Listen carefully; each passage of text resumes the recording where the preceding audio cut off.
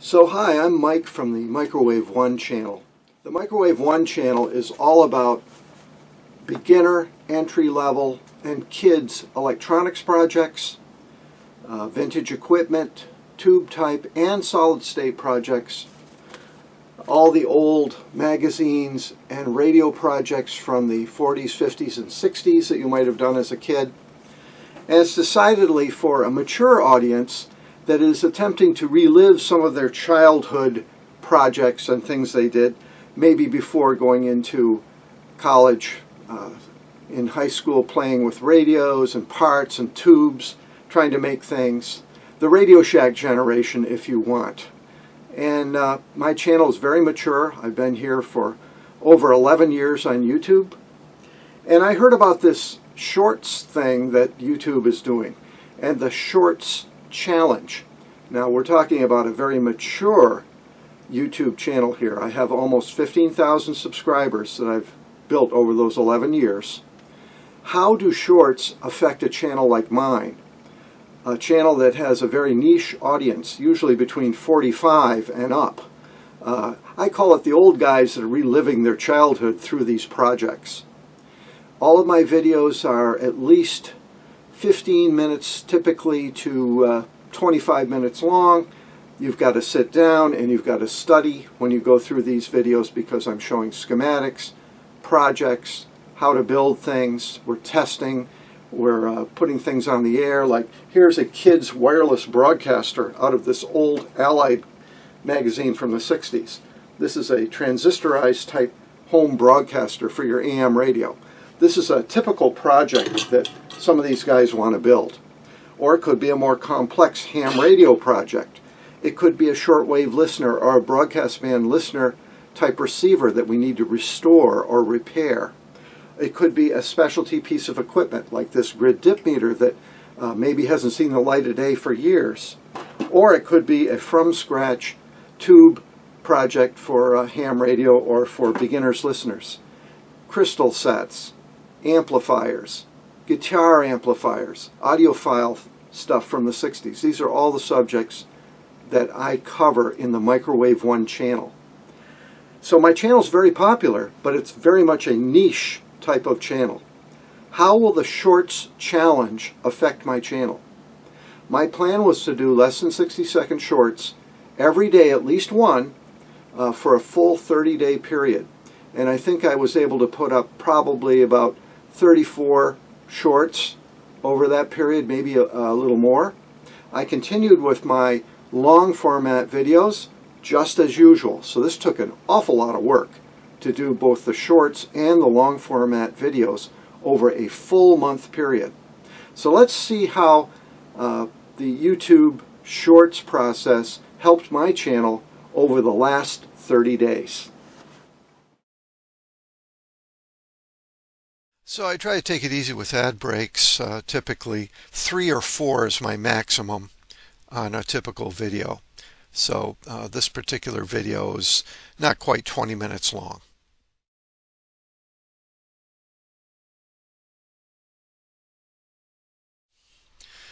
So here's some typical content of my channel.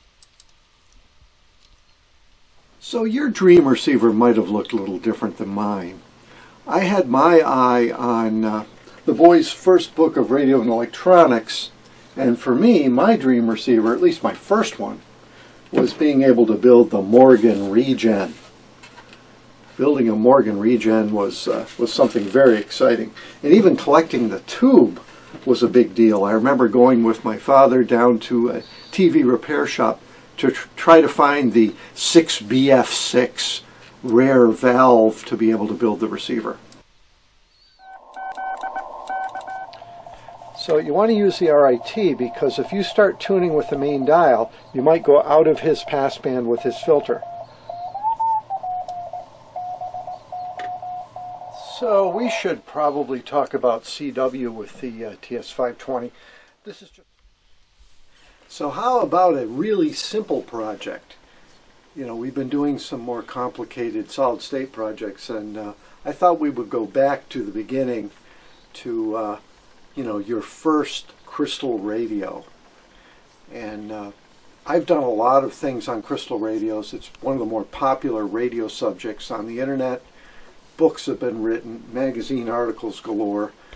Really, since the dawn of radio, crystal sets have been a project for the beginner in electronics. Oh my, are tubes really over? Are you having trouble getting a hold of vacuum tubes for your amplifiers? A lot of stuff has gone on lately. It's getting harder to find those tubes. It was like a deja vu moment. I recognized the back of this transmitter, probably from this picture right here. So, looking at this radio compared to the picture, it's virtually identical. I mean completely identical. Someone has built the transmitter as described exactly in the handbook.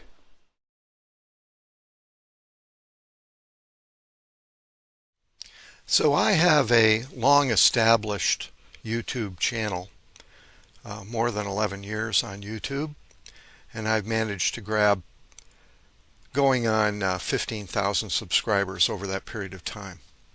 My type of videos are in-depth, typically between 15 and 30 minutes long. They're project-based, they're learning-based, very detailed. They take a long time to produce, and typically it's a series. It's a lot of work to make one of my videos. So I decided to do the 30-day shorts challenge and see how this very mature channel would be affected by putting up at least one short every day. I did it for about 32 or 33 days in consecutive, so I had some overlap on each end. And here's a snapshot of what has happened after putting up all of these shorts, which of course are just under 60 seconds long.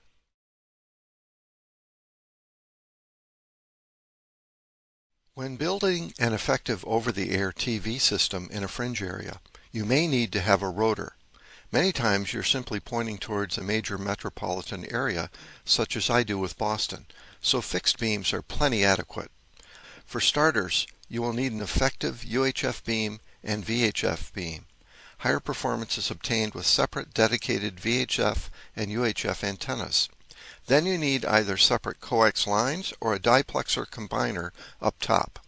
I like the VHF-UHF diplexer idea because it allows both antennas to share one coax line.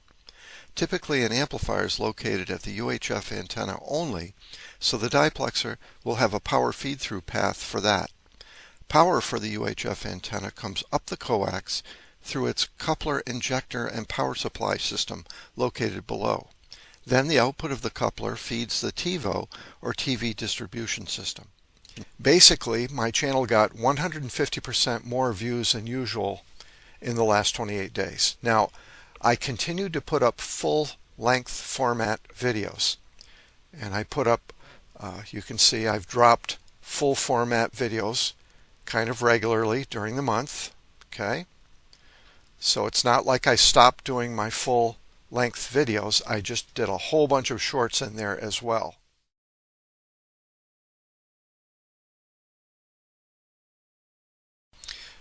Okay, let's take a little closer look at the analytics of the channel over the last 30 days or so. And you can see that the shorts are drawing views. Before I get down into regular video, some of these shorts were very interesting to people and got a lot of views.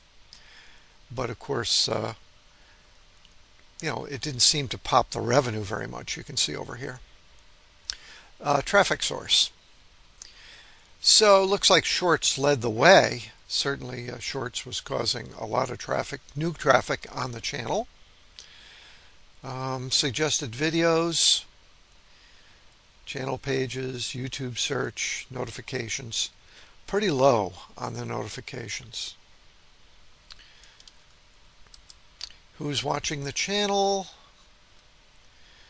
Looks like the United States, England, Canada, Australia are the primary subscribers. That kind of makes sense.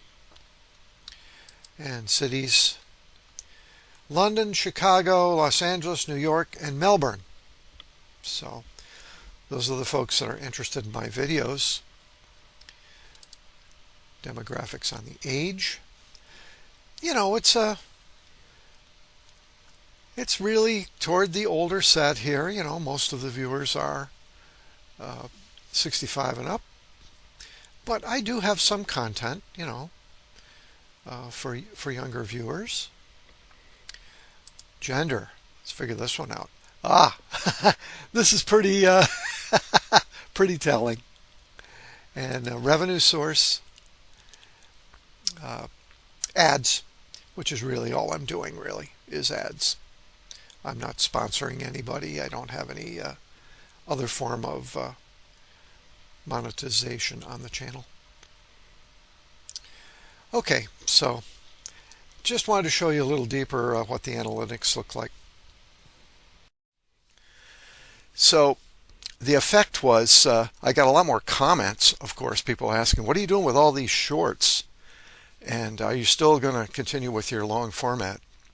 Because my demographic is people that are like 45 all the way up to their 80s, that are reliving their childhood by building my radio projects, which are pointed towards kids. So we're talking about tube and transistor and solid state and different types of audio projects from the 20s up through the 60s and 70s that these guys, mostly men, want to build in their retirement or certainly in their mid-career days. I do not get a lot of young people watching my videos, nor do I get a lot of female participation. These are mostly older guys, some of them ham radio operators, some of them audiophiles, some of them engineers and technicians, people that are kind of nerd and geeky and love to build these old-fashioned circuits. So I definitely got more views than usual, 150% more views. My watch time went up slightly, 382 more hours than usual over the 28-day period. My subscribers went up by 235 compared to the normal that I get. So it just about doubled the number of subscribers maybe over that period. My revenue went up by $11 for this fantastic amount of work. An unbelievable amount of work doing these shorts along with the full format. It netted me $11 more. So I am not seeing any immediate benefit to doing the shorts. It's not helping this very mature channel. So this is this is a lot different than starting a channel from scratch, and just looking to get revenue. Again, this is a very mature channel with value content.